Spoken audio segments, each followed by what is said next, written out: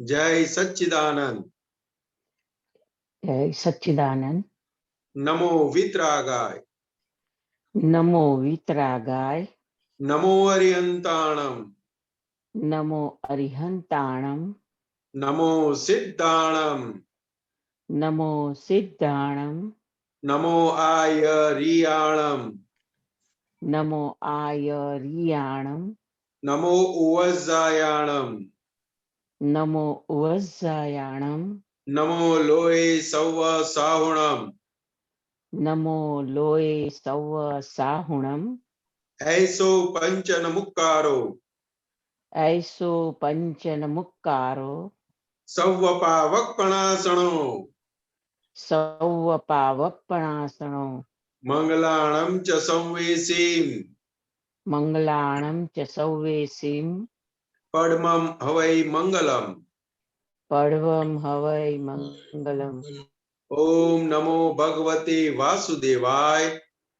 ओम नमो भगवते वासुदेवाय। ओम नमः शिवाय। ओम नमः शिवाय। जय सच्चिदानंद। जय सच्चिदानंद। हे जय श्री सच्चिदानंद। सिमंदर स्वामी जय अरिहंत सच्चिदानंद। परमात्मा। हे श्री सिमंदर स्वामी अरिहंत परमात्मा। हे वात्सल्य मूर्ति सर्वज्ञ श्री दादा भगवान। हे वात्सल्य मूर्ति सर्वज्ञ श्री दादा भगवान। हे सर्वे देवी देवात्माओ। हे सर्वे देवी देवात्माओ। अमोने शुद्ध उपयोग पूर्वक। अमोने शुद्ध उपयोग पूर्वक चित्तनी हाजरी मां। चित्तनी हाजरी में सत्संग में बेसवानी। सत्संग में बेसवानी। सत्संग सांभळवानी। सत्संग सांभळवानी। सत्संग समझवानी। सत्संग समझवानी अने सत्संग रूप थवानी परम शक्ति आपो। अने सत्संग रूप थवानी परम शक्ति आपो। हूँ भाव कर्म नो कर्म द्रव्य कर्म। हूँ भाव कर्म नो कर्म द्रव्य कर्म मन वचन काया। मन वचन काया मारा तथा मारा नामनी सर्व माया। मारा तथा मारा नामनी सर्व माया आप प्रगट परमात्मा स्वरूप। आप प्रगट परमात्मा स्वरूप दादा भगवान ना सुचरणों में समर्पण करूं छू। दादा भगवानना सुचरणों समर्पण करूं छू। હું મન વચન કાયાથી તદ્દન જુદો એવો શુદ્ધ આત્મા છું. હું મન વચન કાયાથી તદ્દન જુદો એવો શુદ્ધ આત્મા છું. હું મન વચન કાયાથી તદ્દન ભિન્ન એવો શુદ્ધ આત્મા છું. હું મન વચન કાયાથી તદ્દન ભિન્ન એવો શુદ્ધ આત્મા છું. હું મન વચન કાયાથી તદ્દન નોખો એવો શુદ્ધ આત્મા છું. હું મન વચન કાયાથી તદ્દન નોખો એવો શુદ્ધ આત્મા છું. હું શુદ્ધ આત્મા છું. હું શુદ્ધ આત્મા છું. હું શુદ્ધ આત્મા છું. હું શુદ્ધ આત્મા છું. હું શુદ્ધ આત્મા છું. હું શુદ્ધ આત્મા છું. હું શુદ્ધ આત્મા છું. હું શુદ્ધ આત્મા છું. હું શુદ્ધ આત્મા છું. હું શુદ્ધ આત્મા છું. જય સચ્ચિદાનંદ. જય સચ્ચિદાનંદ. जय सच्चिदानंद। आभार पूर्णिमाबेन। जय सच्चिदानंद। सत्संगની શરૂઆત આપણે પદથી કરીએ છીએ। ભરતભાઈ શ્રી કવડાવશે, વિભૂતિબેન છિલશે।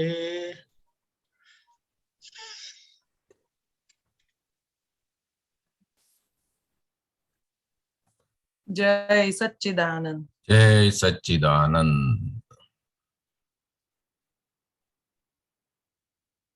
जय सच्चिदानंद।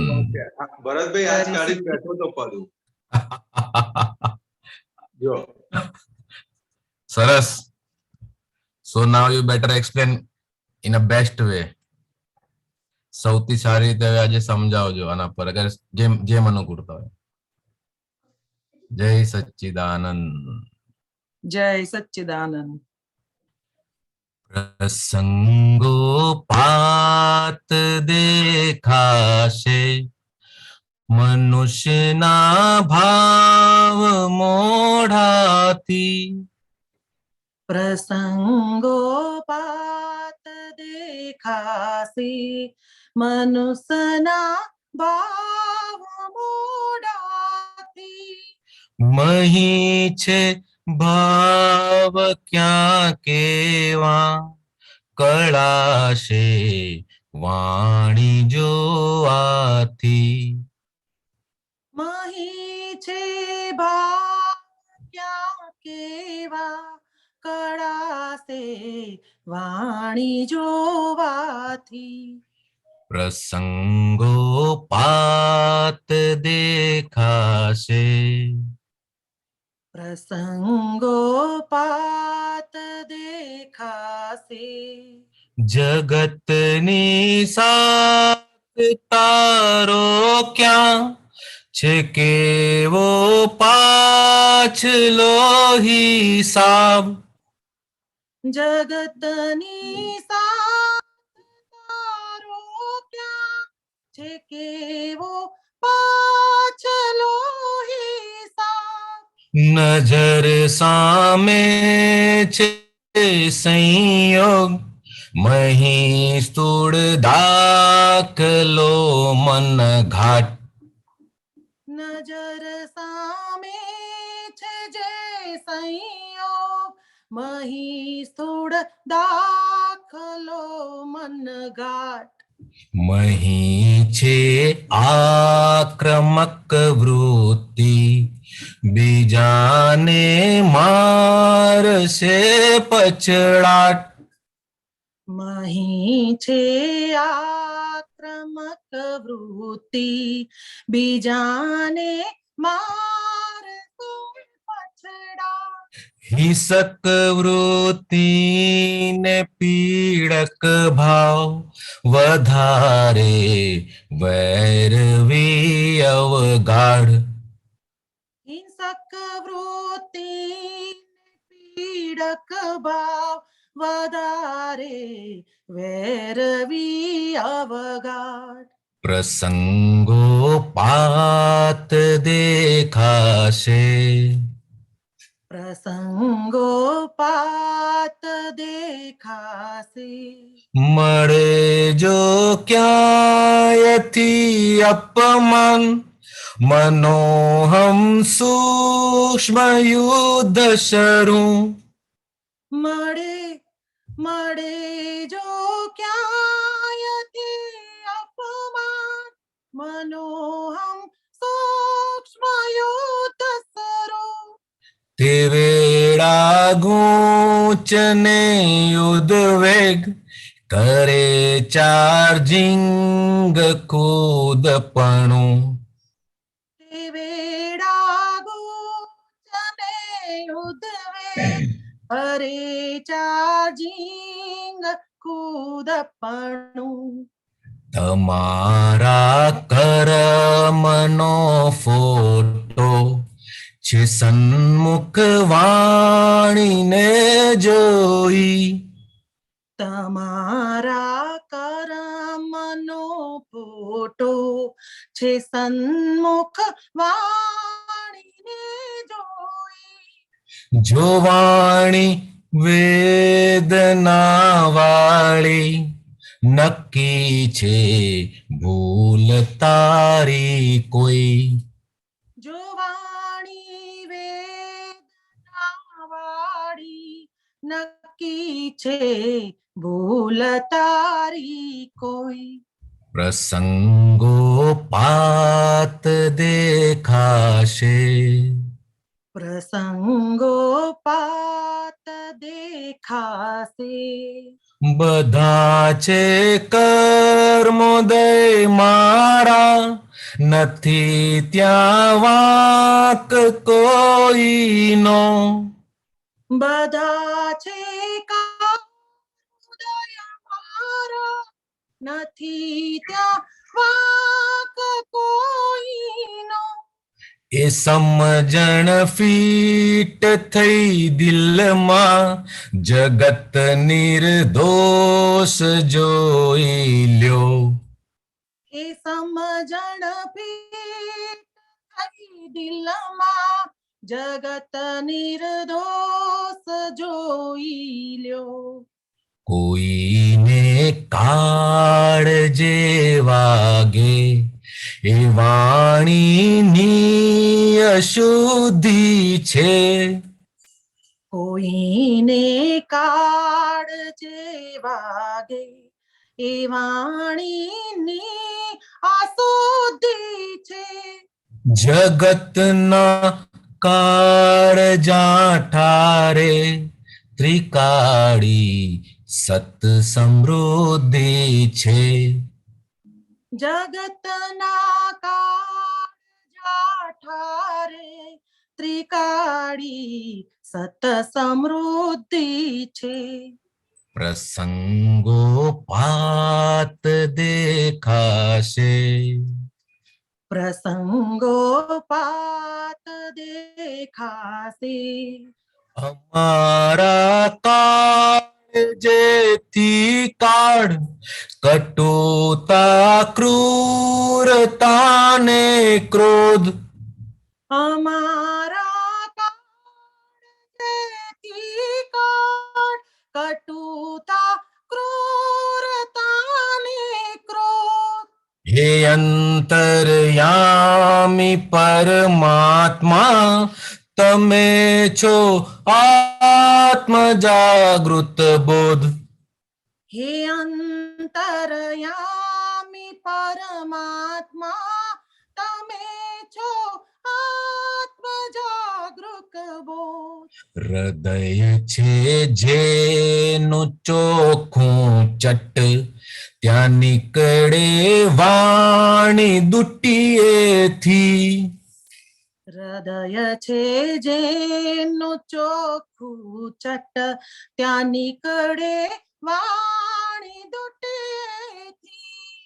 ન વાગે કોઈને વાણી હો વંદન શાંત સુખે શ્રી.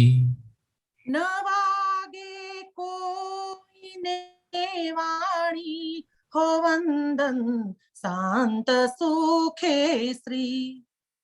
પ્રસંગોપાત દેખાશે મનુષ્યના ભાવ મોડાથી. પ્રસંગોપાત દેખાશે મનુષ્યના ભાવ મોડાથી. મહી છે ભાવ ક્યાં કેવા કળાશે વાણી જોવાથી. મહી છે ભાવ ક્યાં કેવા કળાશે વાણી જોવાથી. પ્રસંગોપાત દેખાશે પ્રસંગોપાત દેખાશે. જય સચ્ચિદાનંદ. જય સચ્ચિદાનંદ. સચ્ચિદાનંદ.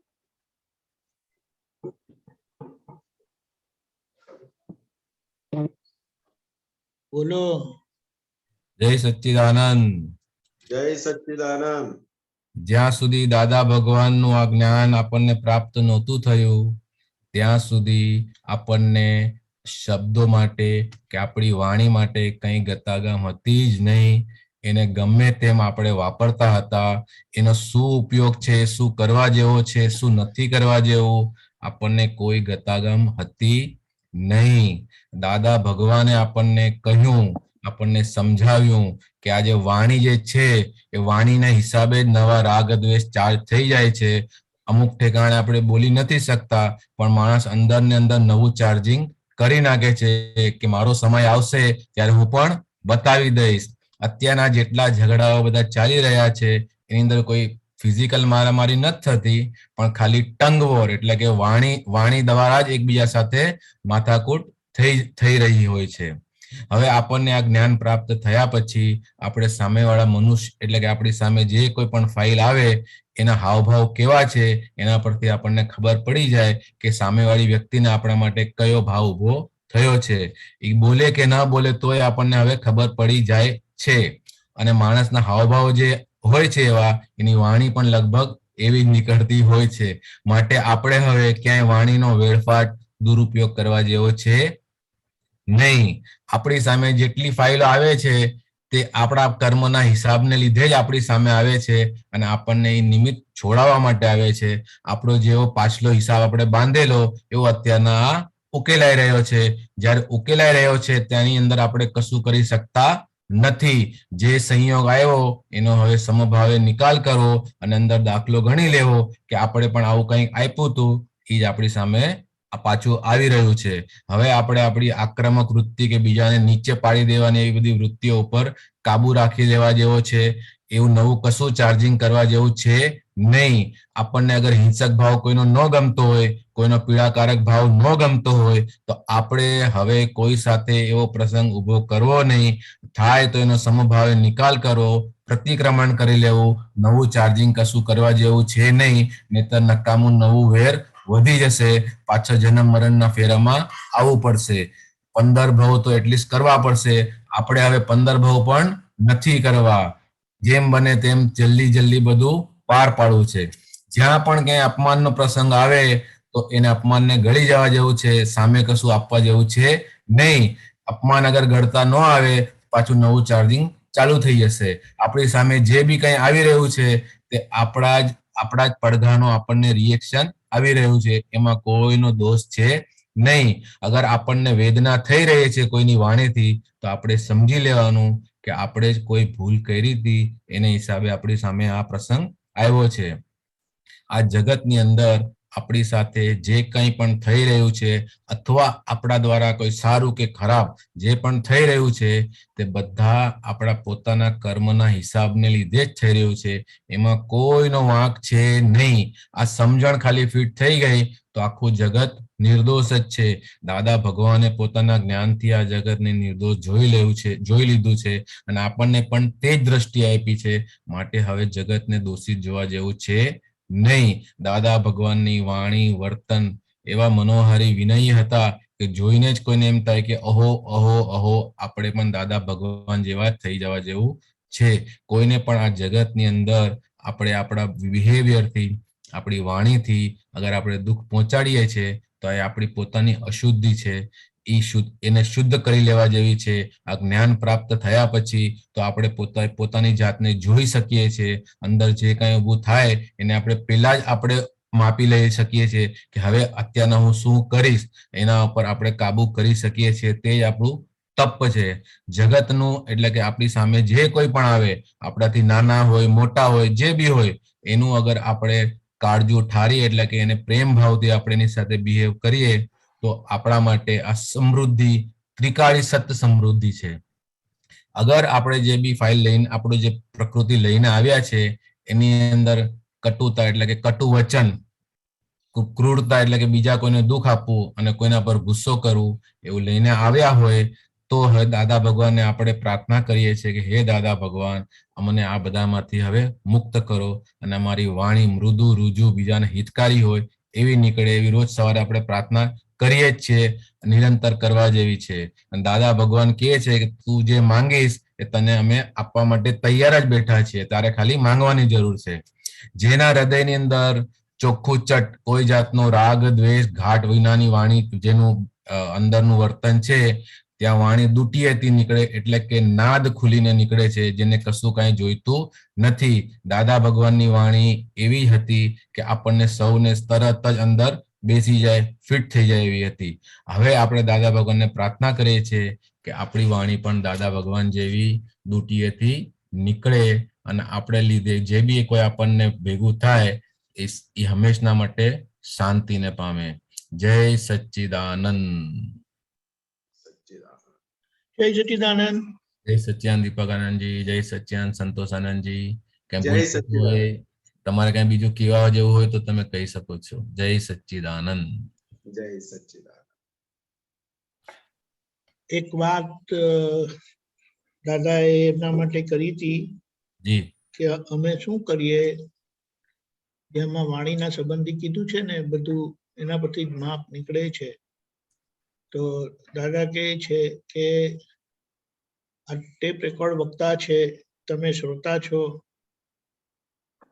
અને હું જ્ઞાતા દ્રષ્ટા છું. દાદા એમના માટે કીધું. બરાબર. એટલે અમે શું કરીએ આ વ્યવહારમાં, એટલે કે આ જે આખો સંજોગ ભેગો થાય છે તેમાં અમે ટેપ રેકોર્ડ શું વાગી રહી છે એના પર ધ્યાન રાખીએ છીએ, ઉપયોગ રાખીએ છીએ, અને જ્યાં જ્યાં ભૂલ થાય એવું ખબર પડે છે તેને અમે બેઠા બેઠા સુધાર્યા કરીએ છીએ અને અહીં લગી આવ્યા છે. વાહ વાહ વાહ વાહ વાહ. બહુ જબરજસ્ત કીધું છે. એટલે એ કેટલી વખત એમ કીધું છે, અમે તો અમારી જાતને સંજોગોમાં ધકેલી દઈએ, પછી જોઈએ કે બરાબર નીકળે છે. તેમાં એક વાત જે બનેલી તે હોળીનો દિવસ હતો, હોળીનો, અને બધાએ બરાબર ભાંગ પીધી હતી અને થોડી દાદાને પીવડાવી દીધી, અને કોઈ કહે છે પેલું કઈ અંદર કઈ મિક્સ કે એવું કઈ કરે છે ને, પેલું ઘસે છે સિક્કો કે ભાંગનો પ્રકાર છે. કંઈક તો કઈ કરેલું. અને એ વખતે દાદાની વાણી થોડી ખેંચાયેલી, પણ કશે સિદ્ધાંત તૂટેલો નહોતો. બહુ મોટું પ્રમાણ આપ્યું. જગતના લોકો એમ કે છે કે પીવડાવીને સાચી વાત બહાર ઉકાવે છે, ત્યારે દાદાની વાણીનું પ્રમાણ આપતા કે આવી પરિસ્થિતિમાં પણ વાણી એક્ઝેક્ટ નીકળી છે, એમાં કશે ભૂલ નથી નીકળી. આ ટેપ રેકોર્ડ છે અને આ ટેપ રેકોર્ડ કયા લેવલની થઈ છે એનું એ પ્રમાણ આપણને મળી જાય. અને આપણે તો કહીએ ને, કોઈ આપણું કઈ દુખતી નસ દબાવી નથી ત્યાં સુધી સારું છે, નહીં તો ખબર નહીં. એટલે આ બધી પરીક્ષામાંથી પસાર થવાનું છે હજી. અને મહાત્મા આપણને બહુ સરસ સંજોગ આપે છે, કારણ કે મહાત્માના પરિચયમાં રહીએ છીએ એટલે એ જ આપણને બધી રીતે જાગૃત કરે, કારણ કે જાગૃત જ બીજાને જાગૃત કરી શકે ને. પણ આ વાત બહુ સરસ થઈ હતી, આવી રીતે દાદા એમના માટે કરી હતી. જય સચ્ચિદાનંદ. જરાય કોઈને છંછેડો તો અંદરના ફણીધર જાગૃત થઈ જાય છે તરત. કરેક્ટ. બિલકુલ વાત સાચી. તારા પ્રશ્નનું શું થયું?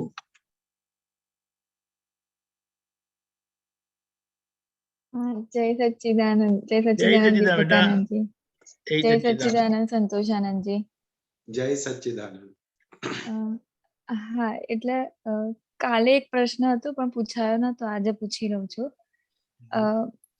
આ વ્યવસ્થિત નો દુરુપયોગ હતો, એના પર વાત પૂછવી હતી કે આપણું જે રેગ્યુલર આપણે બધું જે કામ કરતા હોઈએ અને એમાં આ વ્યવસ્થિત તો બરાબર, પણ એમાં આપણે દાદાને આમ જોડે રાખી અમુક વાર એવું થાય કે દાદા જોડે રહેજો, તો શું એ પણ એવું કહેવાય કે વ્યવસ્થિત પર ભરોસો ના કર્યો, એવું કહેવાય એમાં?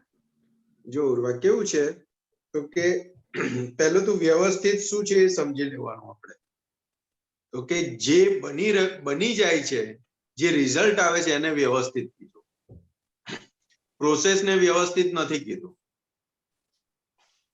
શું બની જાય છે એ વ્યવસ્થિત છે? પ્રોસેસને વ્યવસ્થિત નથી કીધું, રિઝલ્ટને વ્યવસ્થિત કીધું. એટલે કે પ્રોસેસમાં તો છેક સુધી આપણે રહેવાનું જ છે, અને એ પ્રોસેસ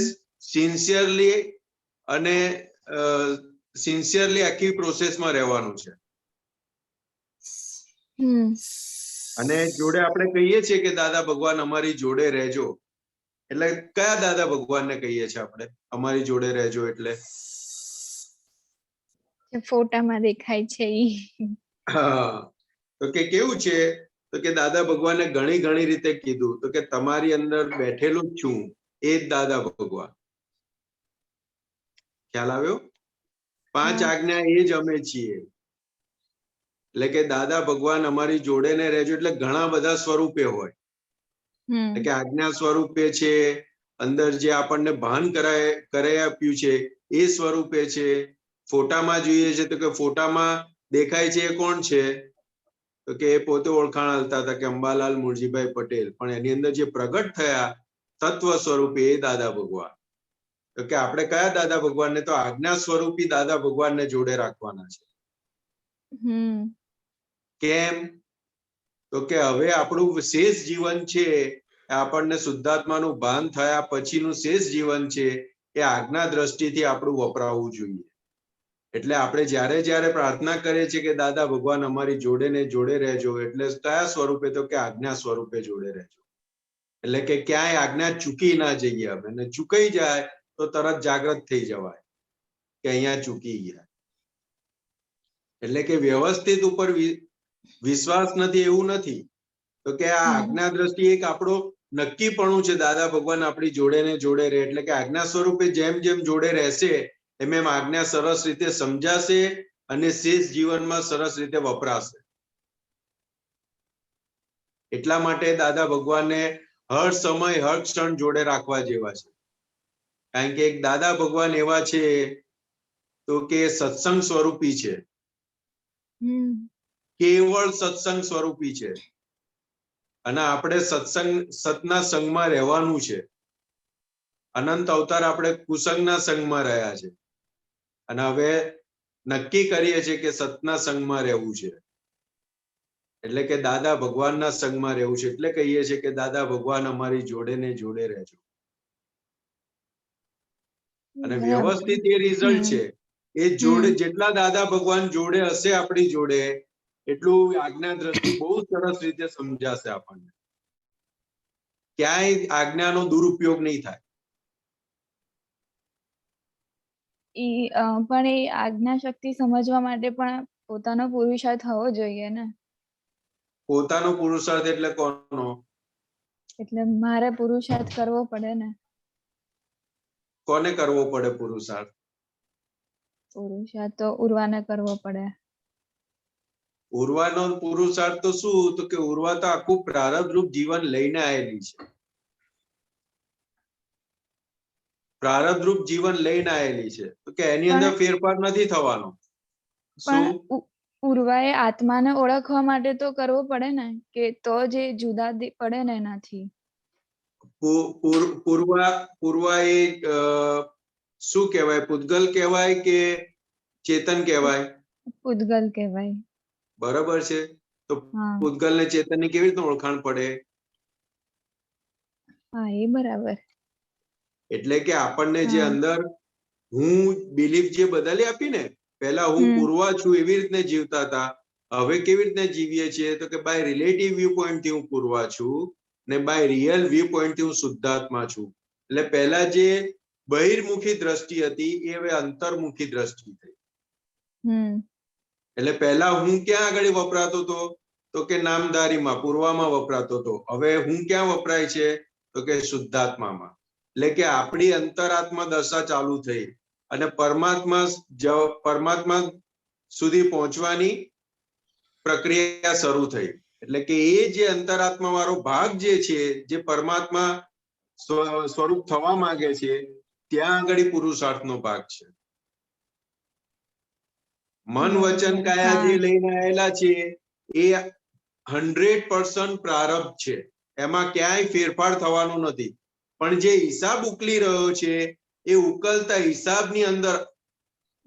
હિસાબની અંદર જે ઊંચું નીચું થાય છે, જે નોર્માલિટીમાં નથી રહેવા દેતું, જે પોતાના સ્વરૂપનો આનંદ નથી આવવા દેતો, ત્યાં આગળ પુરુષાર્થ છે કે એને ઠારવાનું છે, એને સમજણ આપી એને સમાધાન આપવાનું છે. એ સમાધાન આપવાના ભાગને પુરુષાર્થ કીધો. એ જેટલું સમાધાન અપાતું જતું જશે એટલું અંદરના ભગવાન આપણી માટે પ્રત્યક્ષ થતા જશે. અત્યારે પ્રગટ કરી આપ્યા દાદા ભગવાને, ભાન કરી આપ્યું, પણ હવે પ્રત્યક્ષ થવાનું બાકી છે. તો જેમ જેમ એ સમાધાન અપાતું જશે, આજ્ઞા દ્રષ્ટિ વપરાતી જશે, એમ એમ અંદર રહેલા ભગવાન આપણી માટે પ્રત્યક્ષ થતા જશે.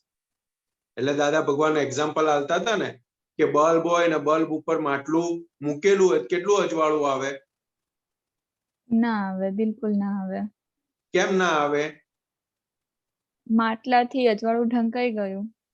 હા, તો કે એવી રીતે અનંત અવતારથી અંદર રહેલા ભગવાન ઉપર કરેલી ભૂલોનું આવરણ એવું ઢંકાયેલું હતું તો કે ભગવાનનો પ્રકાશ બહાર આવતો નહોતો. હવે આ આપણને કૃપાથી જ્ઞાન મળ્યું એટલે એ આવરણની અંદર છેદ કરી આપ્યું. શું કરી આપ્યું? છેદ કરી આપ્યું. એટલે એ અંશ સ્વરૂપે એનો સ્વાદ આપણને આવે છે. એટલે કે હવે આ જો આપણને ચખાડ્યો સ્વાદ કે આ આત્માનો રિયલ સ્વાદ છે. હવે જો તારે આવો સ્વાદ કાયમ ચાખવો હોય તો કે હવે કયો પુરુષાર્થ માંડો? તો કે આ જે ભૂલો વાળું જે આવરણ છે તો કે એને તોડતા જાઓ. એ જેમ જેમ તૂટતું જશે એમ પ્રકાશ આવતો જશે, એમ એનો સ્વાદ આવતો જશે, એમ એનો આનંદ આવતો જશે. એટલે આપણો પુરુષાર્થ એ ભૂલોને ઓગાળવાનો રહ્યો. એ ભૂલો કેવી રીતના ઓગાળાય? તો કે આજ્ઞા દ્રષ્ટિથી ઓગળશે. ખ્યાલ આવ્યો? એમ કરતા કરતા જે આપણને શુદ્ધાત્માનું ભાન થયું છે, જે પ્રગટ થયું છે, એ આપણી માટે આખું આવરણ તૂટી જશે. એટલે આપણી માટે અંદર દાદા ભગવાન આપણી માટે પ્રત્યક્ષ થઈ જશે. એવી રીતે આપણી જોડે ને જોડે છે દાદા ભગવાન. કાયમની માટે જોડે છે, પણ આપણે નથી ખબર પડવાને કારણે આપણે પ્રાર્થના કરીએ કે દાદા ભગવાન અમારી જોડે ને જોડે રહેજો. તો શેની માટે? તો કે અંદર એક જાગૃતિ ઉપયોગની ગોઠવણી થાય કે દાદા ભગવાન જોડે જ છે. એટલે બધું જે આપણી જે પણ પ્રસંગ આવે એ બધો નિસંગપણે નિડરતાથી શંકા વગર પૂર્ણ થઈ શકે. ક્યાંય ગભરામણ ના થાય. ગમે તેવો મોટો પ્રસંગ આવ્યો હોય ને તો એ ગભરામણ ના થાય. ખ્યાલ આવ્યો? હા, સરસ. એટલે કે રિઝલ્ટ ને વ્યવસ્થિત કીધું, પ્રોસેસ ને વ્યવસ્થિત નથી કીધું. બરાબર? હા. જય સચ્ચિદાનંદ. જય સચ્ચિદાનંદ. જય સચ્ચિદાનંદ. એક બીજી પણ વાત કરું? હા, યસ. એટલે ખાલી કેવું જ છે, ઘણીવાર મને આમ અંદરથી ઉચાટ હોય ને તો મને એલા ના લાગે કે આ મારો પ્રોબ્લેમ છે તો મારે એનું સોલ્યુશન જોઈએ છે. પણ હું ગમે ત્યારે પણ મોબાઈલ ખોલું ને એટલે આમ બીજા કામ માટે મોબાઈલ ખોલ્યો હોય, યુટ્યુબ બીજા કામ માટે ચાલ્યું હોય, પણ રેકમેન્ડેશનમાં અંદર બતાવે તો એ ખોલી લઉં અને ઓટોમેટિક મને એ જે અંદર મારો જે પ્રોબ્લેમ હોય ને, જે મને ખબર ના હોય કે આ મારો પ્રોબ્લેમ છે, પણ મને એનું ઓટોમેટિક સોલ્યુશન એમાંથી મળી જાય. એવું તો હમણાંથી બહુ એવું થાય છે. તો આમ એટલું એ સારું લાગે છે ને. એટલે કે આપણું અંદર નક્કીપણું છે ને કે દાદા ભગવાન મારી જોડે ને જોડે રહેજો. એટલે આપણને ગમે તે એંગલથી, ગમે તે સંજોગથી આપણને સમાધાન આપી જાય છે. હા, બસ એવું જ થાય છે. આમ કંઈ પણ હોય, કાં તો પછી કોઈ મહાત્માના વોટ્સઅપ સ્ટેટસમાંથી પણ એ મને આન્સર એનો મળી જાય એમ પર. સૂત્ર એવું વાંચવામાં આવી જાય તો મળી જાય. હા. જય સચ્ચિદાનંદ. જય સચ્ચિદાનંદ. કોણ છે ભાગ્યશાળી લાભ આપનારા? રેખાબેન. જય સચ્ચિદાનંદ દીપક આનંદજી. જય સચ્ચિદાનંદ પુણ્યદાનંદજી. જય સચ્ચિદાનંદ. મેં આજે એક સેન્ટેન્સ વાંચ્યું હતું કે અહંકાર જો જાડો હોય તો બુદ્ધિ જાડી હોય, અહંકાર પાતળો હોય તો બુદ્ધિ પાતળી હોય. એટલે શું?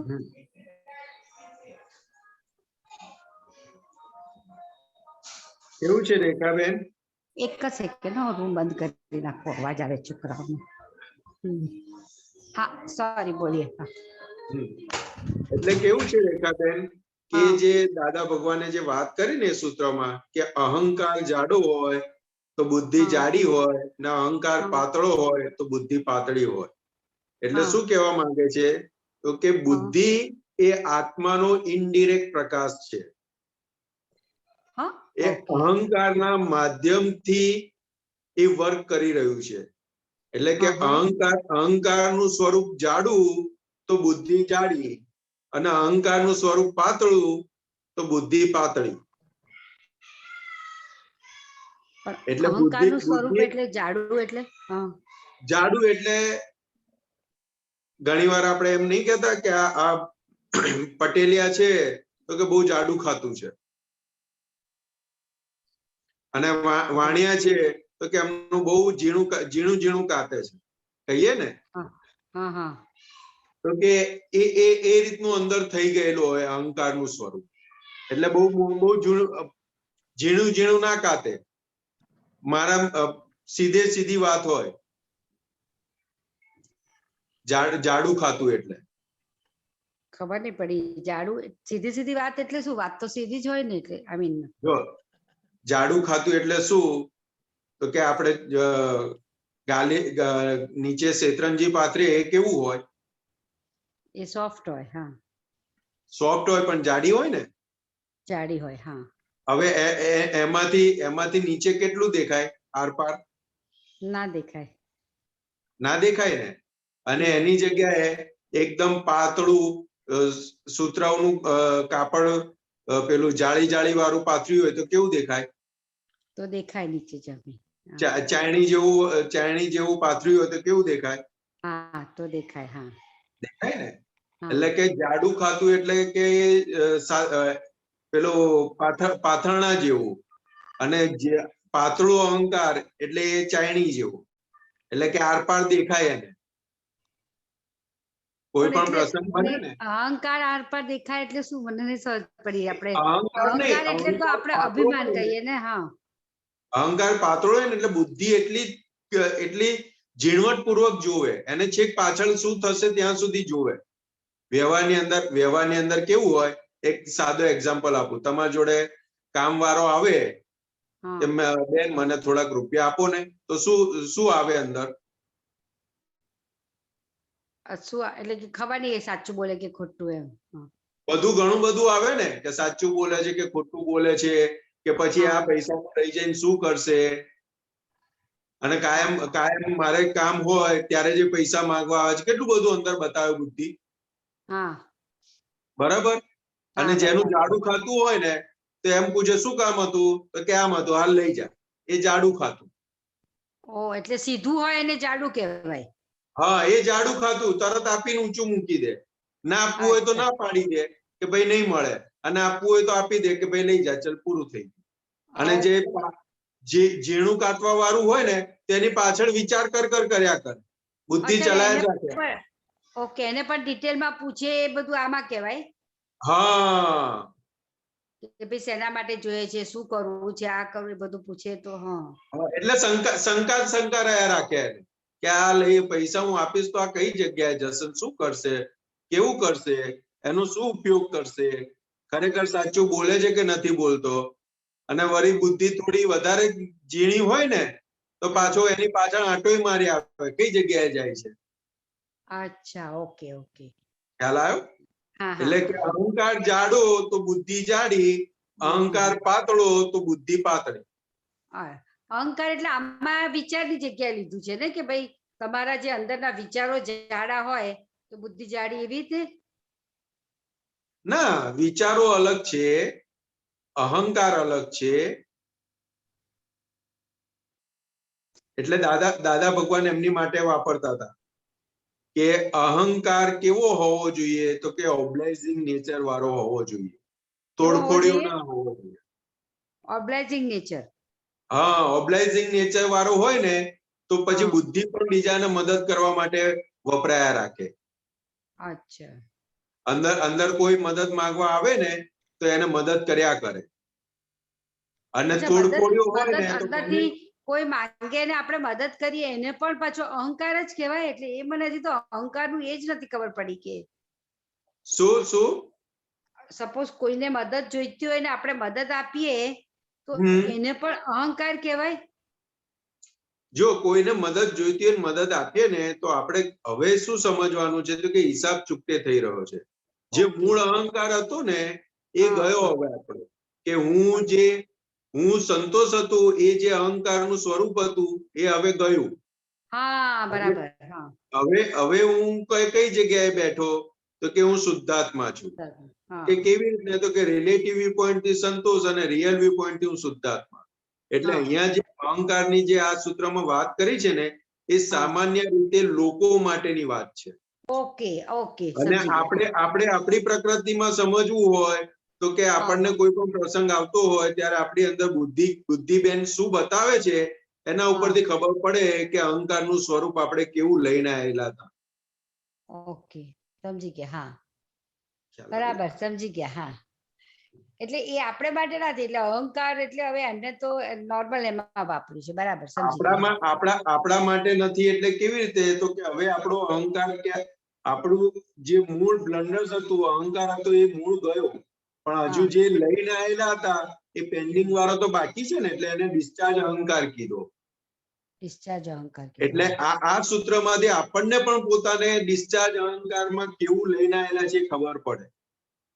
ઓ અચ્છા. હા એટલે એ પ્રમાણેનો આપણો અંદર પુરુષાર્થ જાગૃતિનો ભાગ વર્ક કર્યા કરે કે હજુ એને નિર્મૂળ કરવા માટે આપણો કેટલો પુરુષાર્થનો ભાગ બાકી છે, કેટલો પ્રોસેસ બાકી છે, એ આપણને જાતે ખબર પડ્યા.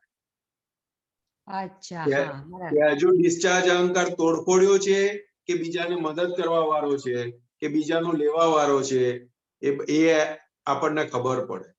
હા બરાબર છે, સમજી ગઈ. ગુડ, સરસ. ખ્યાલ આવે? જય સચ્ચિદાનંદ. જય સચ્ચિદાનંદ. જય સચ્ચિદાનંદ.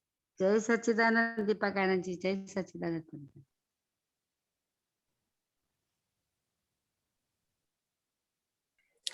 जय सतानंद। હાજી જય मेरे को સચ્ચિદાનंद. दादा कबीरदास के वचन में से पूछना है, जेनी जेवी जे गांठ तेवो उद्यम, जेनी जेवो दर्शन छे तेवो तेनो ज्ञान। तो कैन यू एक्सप्लेन की गांठ और जेवी गांठ और उद्यम और दर्शन और ज्ञान, ये चारों चीजों को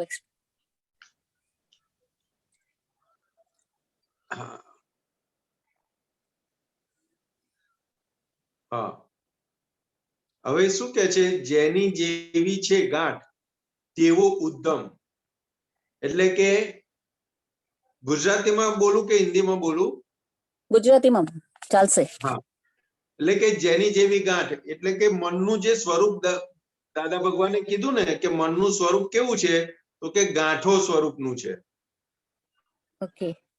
એટલે કે જેની જેવી છે ગાંઠ તેવો ઉદ્યમ, એટલે કે જે પ્રકારની ગાંઠ છે એ પ્રકારનો અંદર ઉદ્યમ એટલે કે પુરુષાર્થ, એ પ્રકારનો અંદર પુરુષાર્થ રાખવો પડે. ओके, ખ્યાલ આવ્યો?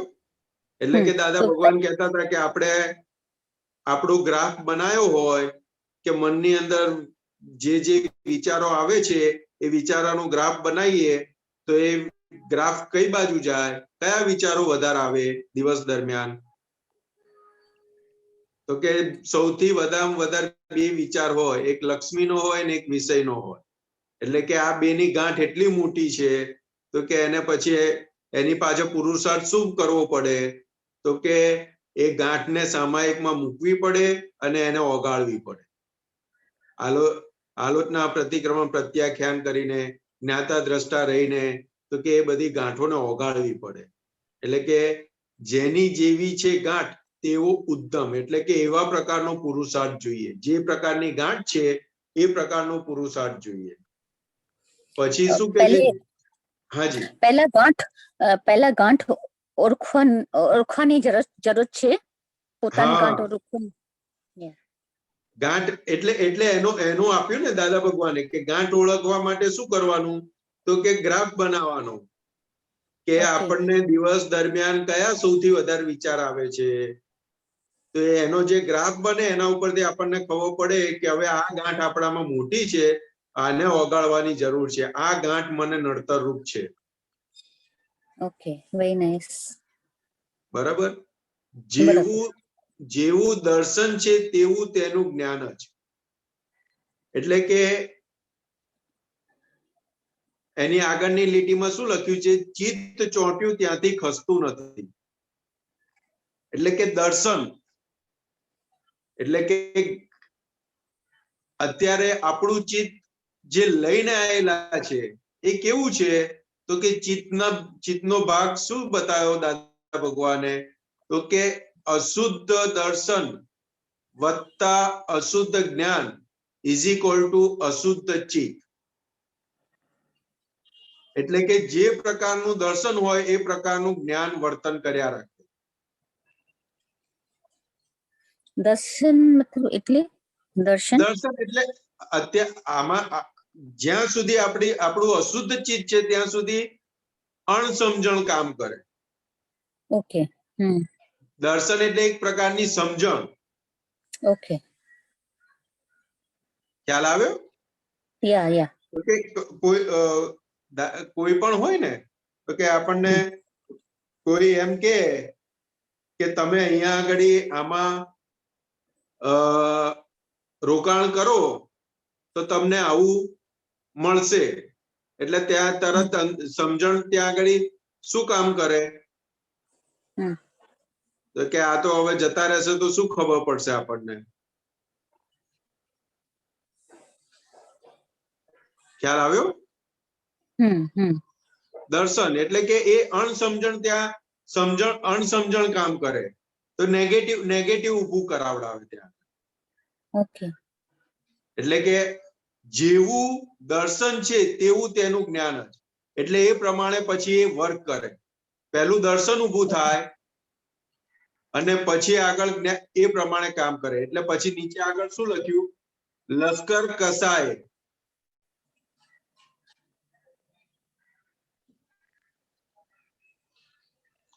વસ્તુબંધી. એટલે શું કે છે? લશ્કર કસાય એટલે કે કસાયો ઉભા થાય અને એ પ્રમાણે પછી વસ્તુ બંધી એટલે કે ત્યાં આગળ એ બંધાઈ જાય. ઓકે એટલે કે જ્યાં લગીન અશુદ્ધ દર્શન કામ કરે છે તો એ પ્રમાણેનું જ્ઞાન વર્ક કરે, અને જ્યારે શુદ્ધ દર્શન કામ કરતું થાય ત્યારે એ પ્રકારે શુદ્ધ જ્ઞાન ત્યાં કામ કરતું થાય. એટલે દર્શન એટલે શંકા પડે કે કંઈક છે. દાદા શું કે કંઈક છે, એટલે એનું બહુ સરસ એક્ઝામ્પલ આવતા હતા કે આપણે કોઈ રૂમમાં બેઠા હોય અને બાજુની રૂમમાંથી ઠંડો પવન આવે ને તો અંદર પેલું શું ઊભું થાય કે કંઈક બરફ જેવું લાગે છે. ઠંડો પવન આવે તો કે કંઈક બરફ જેવું લાગે છે, અને ત્યાં જઈને જોવે કે હા બરફ છે એટલે એને જ્ઞાન થયું કહેવાય. અને કંઈક છે આવું એ જ્યાં સુધી અધકચરું છે એને દર્શન કહેવાય. ઓકે એ દર્શન ઊભું થાય એટલે પછી કન્ફર્મ કરવા જાય અને એ અનુભવ થાય એને જ્ઞાન કીધું.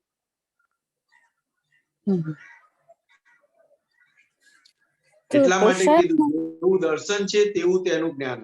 એટલે જેવું દર્શન વર્ક કરે એ પ્રમાણે પછી આગળ જ્ઞાન વર્ક કરે.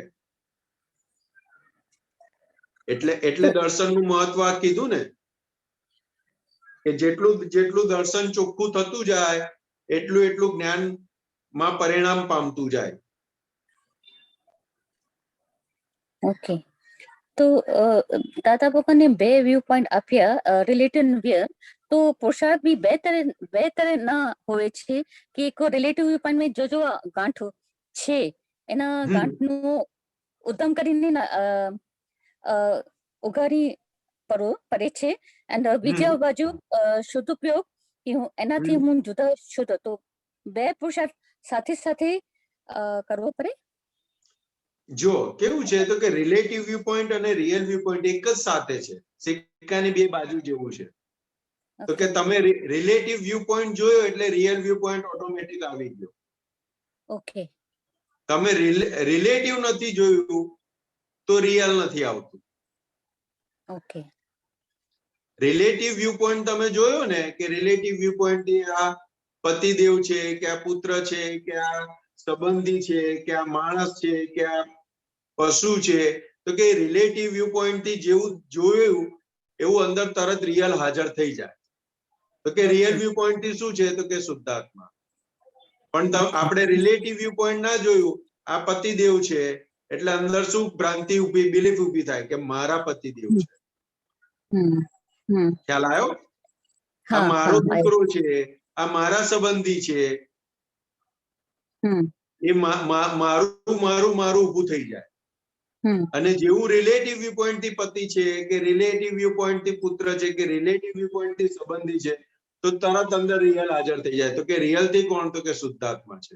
એટલે કે આખો પુરુષાર્થનો ભાગ એક જ જગ્યાએ વપરાય. Okay. Okay. ખ્યાલ આવ્યો? Yeah. એટલે yeah. કે આ સિક્કાની બે બાજુ જ છે. એક તમે જોયું 100% રિલેટિવ સમજાયું તો બીજી બાજુ 100% રિયલ વ્યૂ પોઈન્ટ સમજાઈ જશે.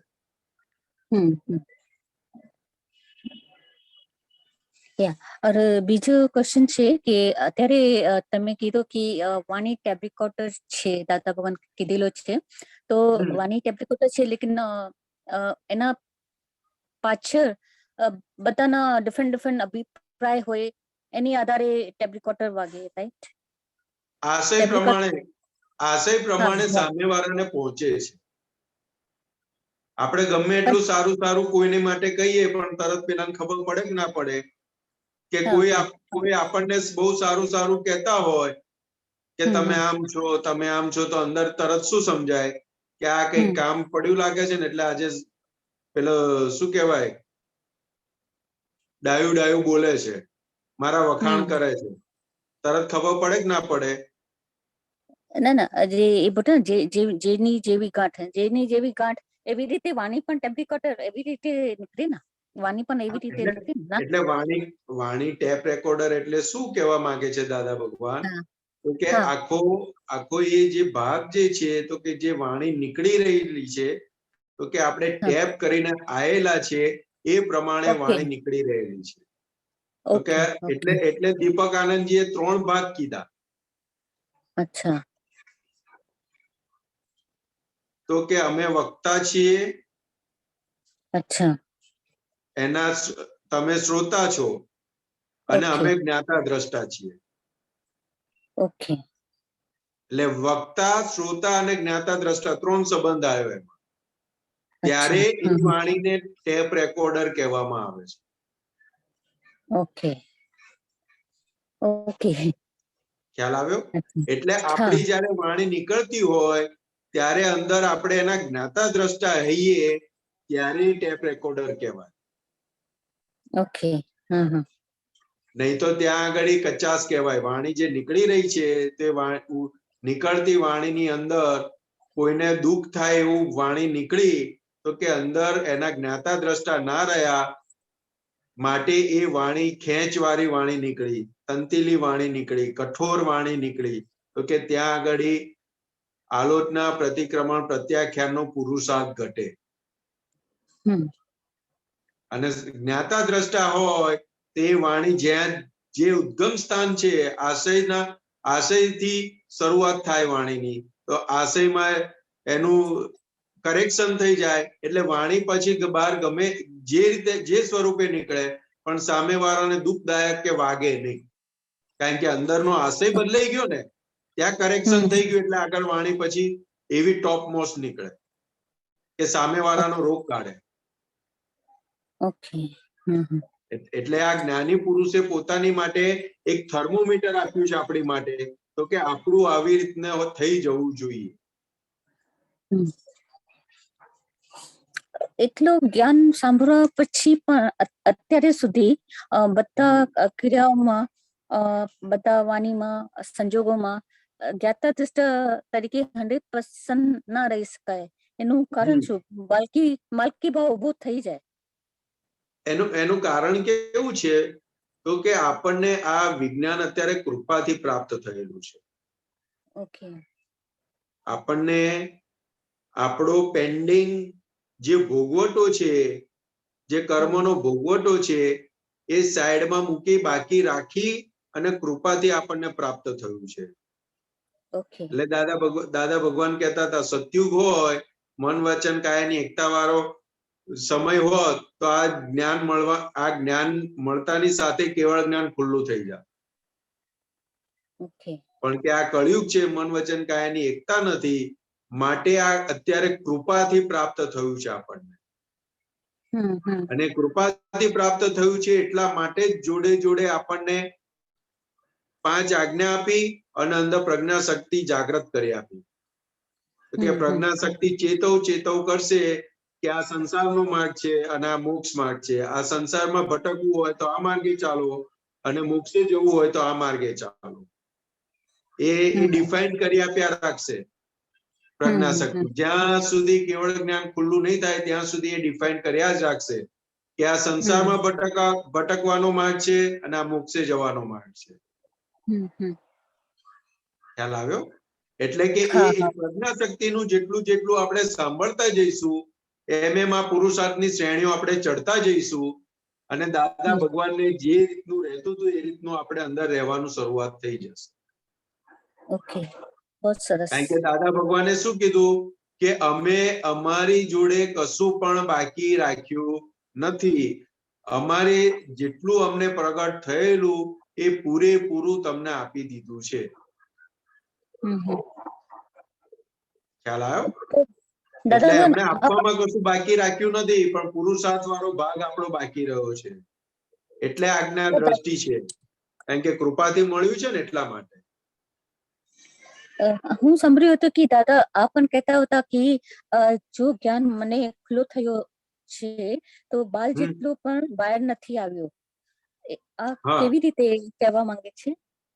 એટલે કે એ જે વાત કહેવા માંગે છે ને તો કે એક વાળ જેટલું પણ હજુ બહાર ખુલ્લું થયું નથી. તો કે એવા પૂછવા વાળા એવા શું કહેવાય પાત્રતા વાળા ભેગા નથી થયા કે જે પૂછીને વિજ્ઞાનને ખુલ્લું કરી શકે.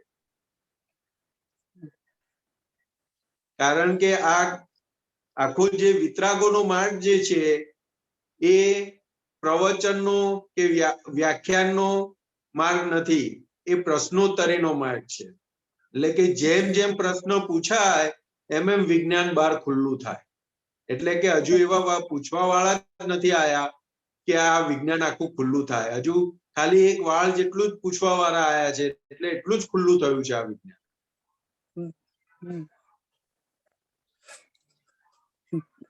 વેરી સરસ. વ્યવસ્થિત મને દાદાના સંગ ભેગા ન કર્યા અત્યારે, નહીં તો હું તો બધા ક્વેશ્ચન દાદા પાસે પૂછું પણ અત્યારે દાદા તો નથી તો બધાને એટલો બધો જ્ઞાન મળી જાય. Thank you. દાદા ભગવાન આપણી માટે કોણ? તો કે હવે આજ્ઞા સ્વરૂપ જે છે આપણી માટે દાદા ભગવાન છે. હા, વેરી ટ્રુ, વેરી ટ્રુ. બરાબર. દાદા ભગવાને આજ્ઞાને જ મહત્વ આપેલું છે. એટલે શરીર જ્યાં સુધી હાજર છે ત્યાં સુધી શરીરનો લાભ લેવો, પણ જ્યારે શરીર હાજર નથી તો કે આજ્ઞા દ્રષ્ટિ એ જ અમે છીએ. એટલે કે જેટલું આજ્ઞા પાળી એટલા અમે તમારી અંદર પ્રગટ થઈ જઈશું. દાદા ભગવાને એમની હાજરીમાં પણ આજ્ઞાને જ મહત્વ આપેલું હતું.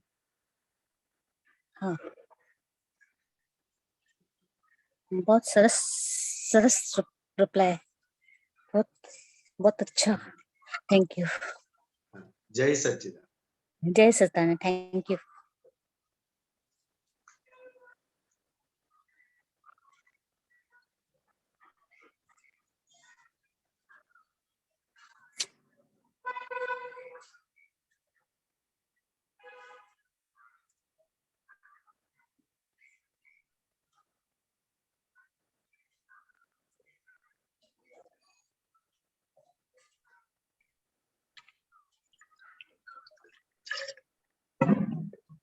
હેલો.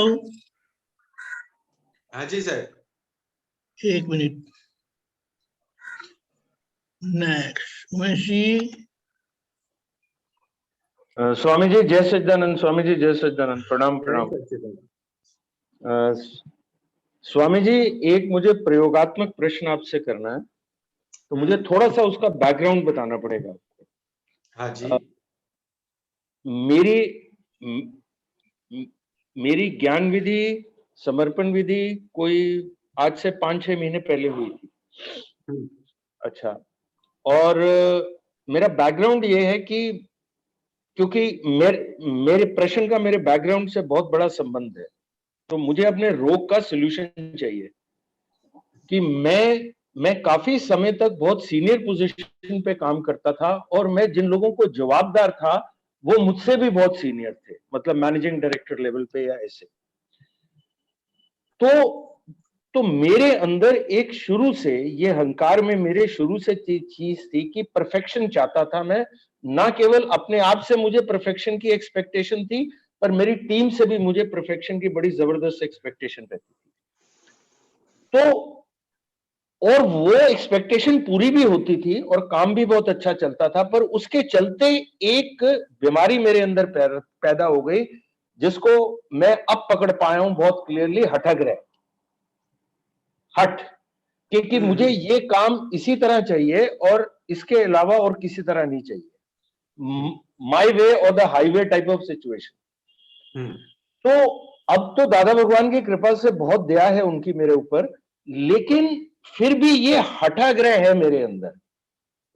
तो जब भी मैं कोई काम करवाने लगता हूं, अब मतलब अब तो मैं रिटायर हो चुका हूं, लेकिन अब मैं किसी गवर्नमेंट ऑफिस में या कहीं भी कोई काम करवाने के लिए जाता हूं, तो मुझे सामने से वैसी परफेक्शन नहीं मिलती, तो उसी अहंकार के तहत मैं बड़े सीनियर आदमी से जाके अपना काम करवा लेता हूं, मेरा काम तो हो जाता है, लेकिन मेरा हठाग्रह नहीं खत्म हो रहा।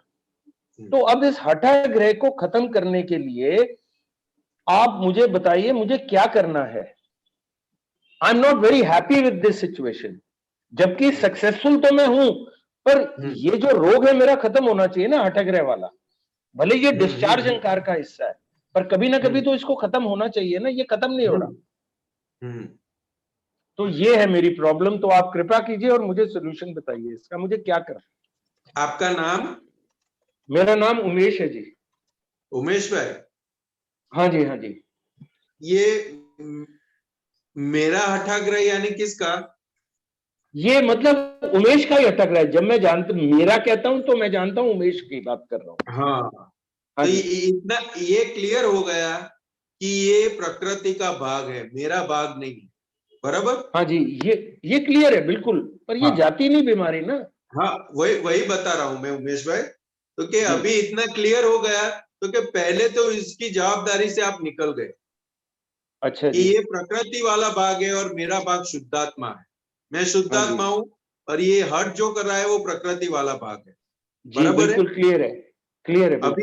अभी ये जो भाग हट वाला जो लेके आया है, तो उसका आप एनालिसिस भी बहुत अच्छे से करते होगे कि ये इससे किसी को दुख होता है, किसी को दुख नहीं होता है, वो होता है कि नहीं? हाँ, अब होता है, अब चरण मतलब ज्ञान विधि के बाद होता है। पहले समझ में नहीं आता था कि इससे किसी को दुख होता है कि नहीं होता है, लेकिन अब समझ आता में था, आता पर है कि इतना क्लियरली नहीं आता था, हाँ, नहीं आता। हाँ जी, और अभी आ रहा है जी जी बिल्कुल। तो कि अभी अपने को समझ में आता है कि ये प्रकृति मेरे लिए भी नुकसान करता है, दूसरों के लिए भी नुकसान करता है, इतना समझ में आ गया, तो ये प्रकृति टूटने की प्रोसेस शुरू हो गई।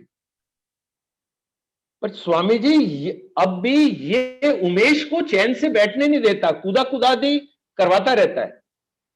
वो ऐसा है उमेश भाई कि हमें ये जो विज्ञान मिला है ना, ये जो भान हुआ है शुद्धात्मा का, तो क्या हमारी प्रकृति का जो पेंडिंग वाला जो कर्मों का भाग है भुगतने वाला, वो भाग ऐसा ही है।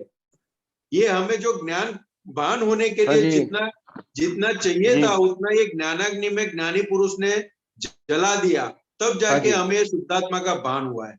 बाकी वाला भाग तो ऐसा का ही ऐसा ही है। हाँ जी, तो अब मैं क्या करूं? देखो, क्या करूं ये करने का बात नहीं है, अभी हमारे आज्ञा दृष्टि पकड़ने का है। हमें संभाव से फाइलों का निपटारा करना है, इतना नक्की करके चलना है। हाँ जी। और व्यवहार में उमेश भाई कैसा है जी, तो व्यवहार में परफेक्शन वाला ही काम चलता है।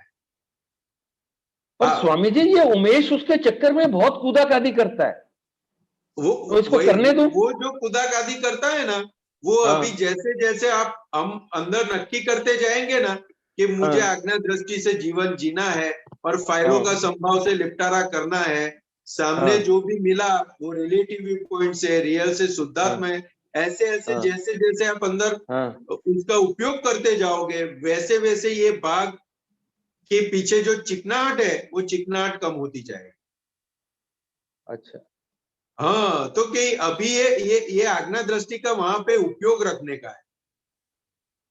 हाँ जैसे मैं जैसे जैसे जैसे हम हाँ। समझते जाएंगे ना आज्ञा दृष्टि को जैसे जैसे वैसे वैसे ऑटोमेटिकली वहां पे वो उपयोग आती जाएगी, और ये जो चिकास वाला भाग है ना वो हाँ, कम चिकास, होता जाएगा, एकदम चिकास से वाला जाएगा नहीं। इसलिए हाँ। दादा भगवान एग्जाम्पल देते थे, जी वो जी ये सर्दी की सीजन है और सर्दी हाँ हो जाए तो अंदर हाँ, गले में क्या जम जाता है, बलगम, बलगम जम जाती है। बेलगम जम जाता है ना। हाँ अभी जी, वो हाँ जी। इतना चिकास वाला है और हम फुटपाथ पे या लॉबी में थूक दे तो क्या हाँ जी, होगा उसका? वो तो थूका जाएगा पर अंदर तो रह गया ना। अंदर रहेगा, लेकिन ये एग्जाम्पल देते थे दादा भगवान, तो क्या वो हाँ फर्श पे डाल दिया तो वहां पे चिपक जाएगा कि नहीं चिपक जाएगा? हाँ, वहां पर चिपक जाएगा, बिल्कुल ठीक। फिर हाँ फिर एक टबलर पानी डालोगे तो चला जाएगा? नहीं, उसको रगड़ के हटाना पड़ेगा। हाँ, तो उसको 2 3 4 बाल्टी पानी डालो, नहीं तो किसी से वो हाँ करके फिर जाएगा। तो क्या ऐसा हाँ, सब हमारे अंदर जो प्रकृति में जमा के लेके आए हैं, हम्म। अभी जी जी, उसको समझ रहा उसको उसको ऊपर से हम एक टबलर डालेंगे तो जाएगा, लेकिन मोलिक्यूलर जितना जाएगा, पूरा नहीं जाएगा। जाता हाँ तो है, हाँ उसके ऊपर पानी डाला ना तो थोड़ा थोड़ा जाता है, लेकिन हाँ पूरा जाएगा तब अपने को लगेगा हाँ चला गया। हाँ तो जी, कि हाँ ये जी, आज्ञा दृष्टि की प्रोसेस क्या है, तो कि जा ही रहा है आज्ञा दृष्टि हाँ से, हाँ लेकिन जी, अभी हाँ जी। पूरा गया नहीं है, इसलिए हमें लगता है कि अभी है अभी है। लेकिन जहाँ वहां पे आज्ञा का अप्लाई करने का शुरुआत हो गया, यानी उसका खलास होना शुरू हो गया। जी स्वामी जी, यहाँ पर एक फॉलो अप क्वेश्चन है, क्योंकि आपने बोला कि व्यवहार में परफेक्शन होनी चाहिए। तो हाँ जब तक प्रॉब्लम ये है कि जब तक वो मतलब आपके कहने का मतलब शायद ये है कि जब उमेश किसी से व्यवहार करता है उसमें परफेक्शन होनी चाहिए, पर हाँ उमेश को सामने वाले के व्यवहार से परफेक्शन नहीं होनी चाहिए। हाँ, हाँ, समझ आ गया, सामने वाला तो समझ के अपने नहीं, समझ आ गया, समझ आ गया। हाँ वो उतना हाँ, डेवलपमेंट लेके ही नहीं आया, तो आप उससे परफेक्शन की आशा कैसे रख सकते हो? और दूसरी बात ये कि अगर मैं सामने वाले से परफेक्शन को एक्सपेक्ट करता हूं तो मैं आज्ञा के बाहर जा रहा हूं। जी नहीं नहीं, एक्सेप्ट उसके उसके परफेक्शन की आशा रखना बुरी बात नहीं है, लेकिन हाँ परफेक्शन नहीं मिलता है तो उसको एक्सेप्ट करने का। हाँ, उसको एक्सेप्ट करने का, अगर मैं उसको एक्सेप्ट नहीं करता तो मैं आज्ञा के विपरीत जा रहा हूँ। हाँ हाँ, तो आज्ञा अप्लाई नहीं हुई वहां पे, आज्ञा हाँ, समझ में आज्ञा, नहीं आई, क्योंकि हाँ ये आज्ञा, व्यवस्थित है, वो समझ में नहीं आएगा वहां पे। हाँ और वहां व्यवस्थित पर वो जैसा मैं समझ चूक में जाता आएगा हूँ। हाँ वैसे ही उसका हमें हमें हाँ, एक्सेप्ट हो जाए। हम्म। तो बस आपसे यही यही प्रार्थना है स्वामी जी, आशीर्वाद दीजिए कि ये हो जाए, बस ये जैसे भी दादा करके हो भगवान से जाए। आशीर्वाद मांगने का, वो दादा भगवान के पास सभी शक्तियों का खजाना है। स्वामी जी, स्वामी जी, प्रणाम प्रणाम स्वामी जी, जय सच्चिदानंद, जय सच्चिदानंद, जय सच्चिदानंद नमीबेन। जय जय सच्चिदानंद संतोषानंद जी, जय सच्चिदानंद जी। जय सच्चिदानंद दीपकानंद जी। जय सच्चिदानंद। संतोषानंद जी, આ सूत्र છે गुरुतम भाव लघुतम भाव के साथ रहे तभी परम विनय बना रहता है, नहीं तो परम विनय कभी भी नहीं बना रहेगा। तो આ સમજાવો ને કે આપણે લઘુત્તમ ભાવ માં તો હવે પુરુષાર્થ માં આપણે રહેવાનું છે, તો એનું થોડું મને સમજાવો।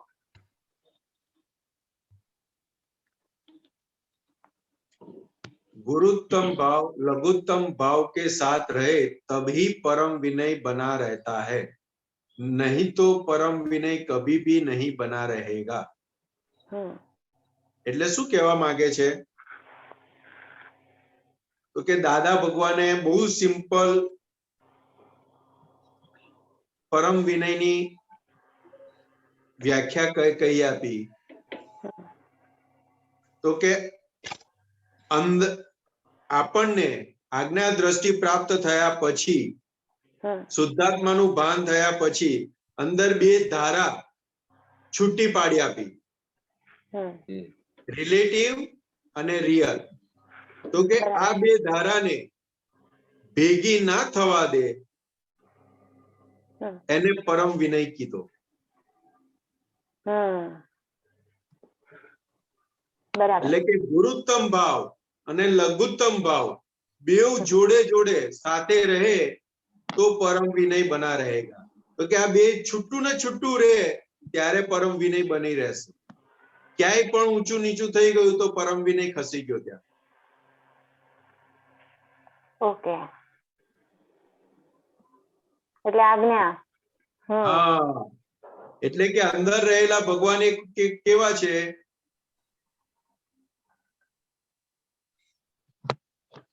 તો કે અગુરુ લઘુ સ્વભાવ વાળા છે. બરાબર બરાબર. અને આ લઈ આવેલો ભાગ કેવો છે?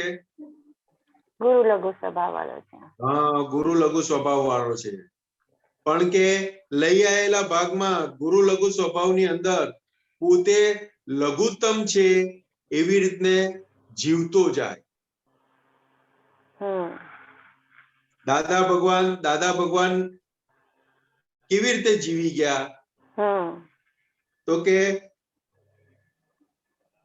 ટોપ મોસ્ટ જાગૃતિ, ટોપ મોસ્ટ દશા, વર્લ્ડની ટોપ મોસ્ટ જાગૃતિ, વર્લ્ડની ટોપ મોસ્ટ દશા, છતાં બધાની જોડે કેવી રીતે જીવી ગયા? તો કે અંદરનો ભાગ ટોપ મોસ્ટ હતો, છતાં જગતના લોકોની જોડે લઘુ થઈને જીવી ગયા. બરાબર. તો કે એક બાજુ ટોપ મોસ્ટ હોય ત્યારે બીજી બાજુ લઘુતા ઊભી થાય. એટલે કવિરાજે કીધું જેમ જેમ સત્તા વધે નમી નમી ચાલજે, સાથીઓને જસ આપીને. પછી શું છે આગળ? રાજી કરી નાખજો. રાજી કરી રાખજો. એટલે કે આ દાદા ભગવાન જેમ જેમ સત્તા વધે, સત્તા વધવી એટલે કયો ભાગ કહેવાય? વ્યવહારનો ને? હા, સત્તા વધવી એટલે ગુરુ ભાગ કહેવાય. ગુરુ ભાગ. હા. તો કે જેમ જેમ સત્તા વધે નમી નમી ચાલજે, એટલે લઘુ થઈને ચાલજે અને બીજાને જસ આપીને રાજી કરી નાખજે. એટલે કે આ બેઉ જોડે હોય ત્યારે પરમ વિનય બની રહે. એટલે હું કઈ જાણું નહીં. હા, તો કે હું કઈ જાણું નહીં. તો કે એ કેવળ જ્ઞાન ખુલ્લું થાય ત્યાં સુધી ને આગલા સમય સુધીનું દશા હોય કે હું કશું જ જાણતો નથી, છતાં એટલે સુધીનું બધું જાણીને બેઠા છે.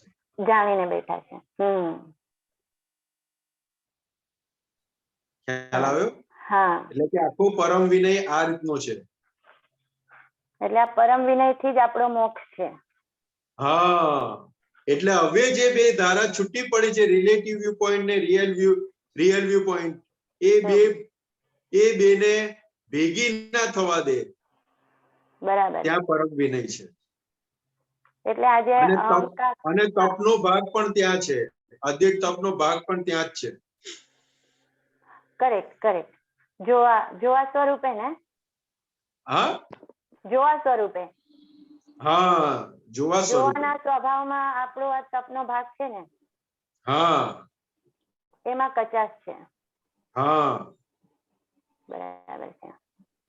એટલે આ તપનો જે ભાગ છે એને જ મજબૂત કરવાનો છે કે આ જે આપણે તત્વદ્રષ્ટિ મળી છે આપણને, તો એનાથી જે જોવા સ્વરૂપે જે ઉદય પ્રમાણે જે આખો દિવસ અમી શું કરે છે એમાં જોવા સ્વરૂપે એક્ઝેક્ટ રહેવાશે ત્યારે આપણે આ વિતરાગના માર્ગમાં એક્ઝેક્ટ આગળ વધી રહ્યા છે ત્યારે કહેવાશે. બરાબર ને?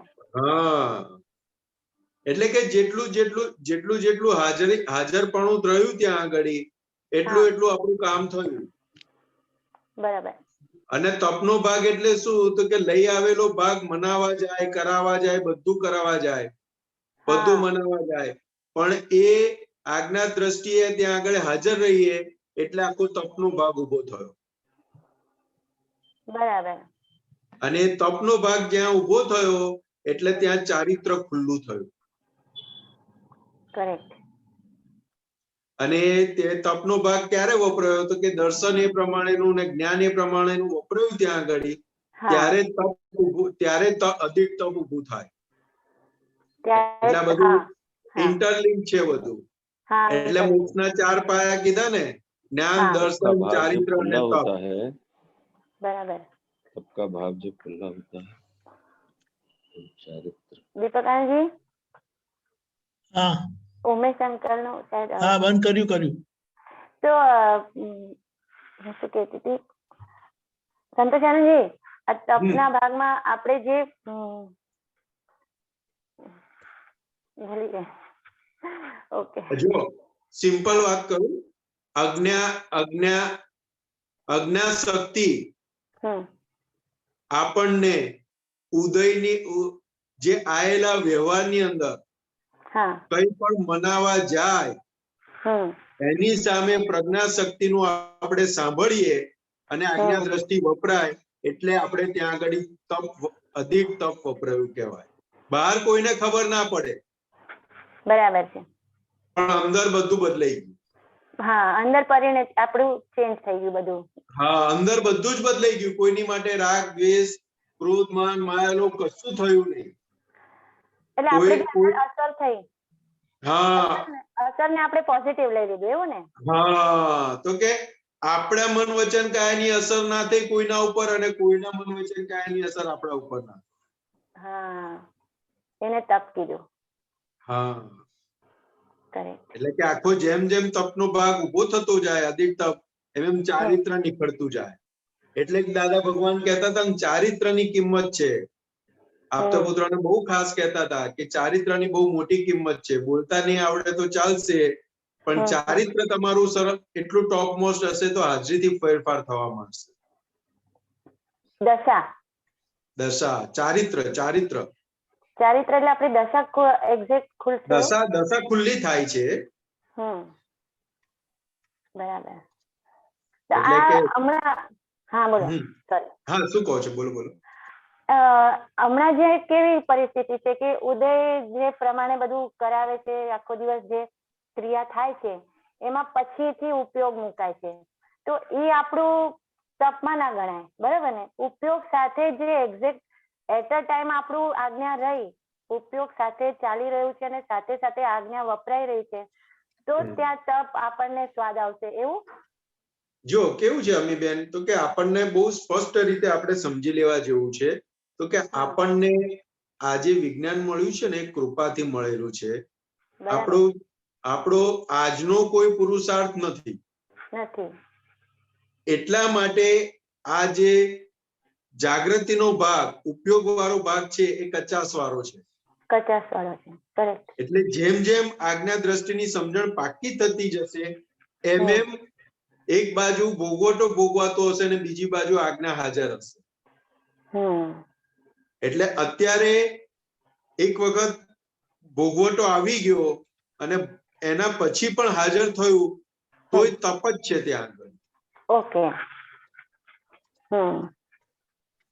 એ જે એક બાજુ ભોગવટો આવ્યો અને બીજી બાજુ હાજર રહેવી આજ્ઞા દ્રષ્ટિ, અને એ જે ત્યાં આગળ તપ આવવું, અધિક તપ આવવું, તો કે એ આ પ્રોસેસમાં છે આપણે. અને એ શું છે તો કે પરિણામ છે. તો કે જેટલી સમજણ પાકી થતી જશે એમ એમ પરિણામ સ્વરૂપ હાજર રહેશે. આપણે પરિણામને કરવા જઈએ છીએ. ત્યારે કરવાનું કઈ નહીં રહેશે. બરાબર. પરિણામને કરવાનું નથી, પરિણામ તો હાજર થવાનું છે. પ્રોસેસમાં આપણી જાગૃતિ છે. તો પ્રોસેસમાં શું જાગૃતિ? તો દાદાએ એટલું જ કીધું કે મારે આજ્ઞા દ્રષ્ટિથી શ્રેષ્ઠ જીવન જીવવું છે. આ 100% નક્કીપણું આપણું જોઈશે, અને નક્કીપણા જોડે આપણી સિન્સિયરિટી કામ કરશે એટલે એ પરિણામ સ્વરૂપ થતું જશે. બરાબર. કરવા કશું જવાનું નથી. દરેક ક્રિયાની કરવાપણામાંથી દાદા ભગવાને બહાર કાઢ્યા છે. બરાબર છે. હવે જ્ઞાન ક્રિયાનો ખાલી ભાગ રહ્યો છે. એટલે જ્ઞાન ક્રિયાનો ભાગ કેવો છે તો કે બોજા વાળો નથી, બોજા રહિતનો છે. બોજા રહિતનો. અને કરવા વાળો ભાગ છે બોજા વાળો છે. મારે કરવાનું, મારે આજ્ઞામાં રહેવાનું, મારે આજ્ઞામાં નથી રહેવાનું. મારે હમ, ખાલી આજ્ઞા સમજવાની છે, સમજવાની એ છે. સમજ આજ્ઞા હાજર રખાવશે. બરાબર છે. હમ, ખ્યાલ આવ્યો મમ્મીબેન? હા આપણે હા આવ્યો. પરિણામને પકડવા જઈએ છીએ. પરિણામ તો આપણે એક્ઝામ આપીએ એનું રિઝલ્ટ જ છે પરિણામ. તો કે માર્ક આવીને ઉભા રહેશે. કરેક્ટ. આપણે પરિણામને ચેન્જ કરવાનું કે એમાં ચેકાચેક નથી કરવાની. આપણે જે લખીએ છીએ ત્યાં આગળ બધું હાજર રહેવાનું છે. લખીએ ત્યાં હાજર રહેવાનું. બરાબર છે. ખ્યાલ આવ્યો? હા આવ્યો. એટલે આ એટલે એને અધ્યયન થકી એ જગ્યાને જ અધિક તપ કીધું કે એ જગ્યાએ સમજણ હાજર થવી. હા એટલે જે પૂર્વેનું જે લઈને આવેલા છે મનાવવા જાય, અને આજની આપણું જે આજ્ઞા દ્રષ્ટિ વાળો ભાગ, જે સમજણ વાળો ભાગ છે ત્યાં વર્ક કરે છે, વર્ક એટલે કરે. ત્યાં તપ ઊભું થાય. એને અધિક તપ કીધું. બરાબર છે. ખ્યાલ આવ્યો. ઓકે, બરાબર. રાઈટ. જય સચ્ચિદાનંદ. જય જય સચ્ચિદાનંદ, સચ્ચિદાનંદ.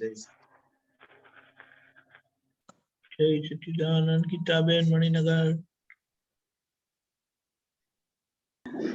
જય સચ્ચિદાનંદ દીપકાનંદજી, સંતોષાનંદજી. જય જય સચ્ચિદાનંદ. સચ્ચિદાનંદ.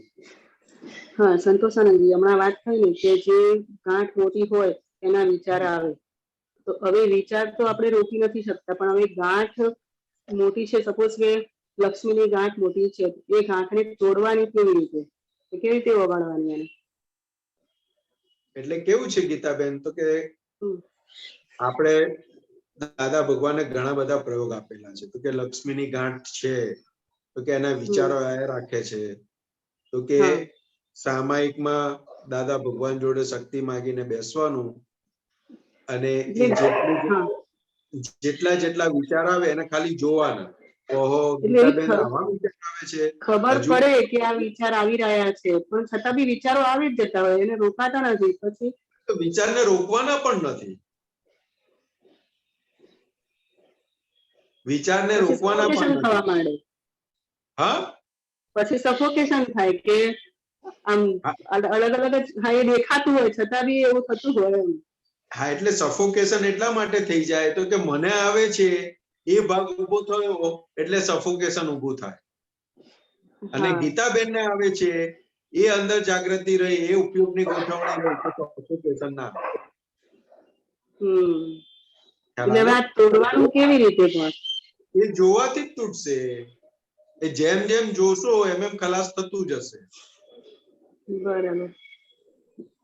કેવું છે તો કે પેલા જૂના જમાનાની અંદર પેલી ઘડિયાળનું કાંટો મૂકે, ઘડિયાળ નથી તો શું મૂકતા હતા? રેતી વાળું મૂકતા હતા ને સમય માટે. નથી ખબર મને. એટલે ગ્લાસનું હોય, ઉપર રેતી ભરેલી હોય, નીચે ખાલી હોય. એટલે ઉપર રેતી ભરેલી હોય ને ધીરે ધીરે ધીરે ધીરે ધીરે ધીરે કાણામાંથી પડતી જાય, એના ઉપરથી સમયનું આંકલન કરે કે આટલો પહોર ગયો. એ વખતે કલાક કે એવું નહોતું, એટલે કે આટલી ઘડી ગઈ, આટલો સમય ગયો, એના ઉપરથી આંકલન થતું. તો કે આ વિચારો જે છે તો કે જેમ જેમ જોવાતા જશે એમ એમ ખાલી થતા જશે. અને ઓલરેડી ખાલી થઈ રહ્યા છે.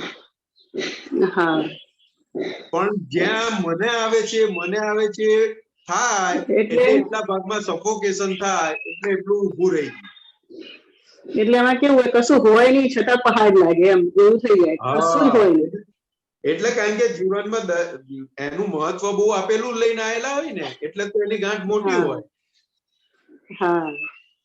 એટલે ઘરમાં કોઈને કશું ના હોય અને ગીતાને એટલું બધું હોય કે પહાડ સર્જાયો હોય.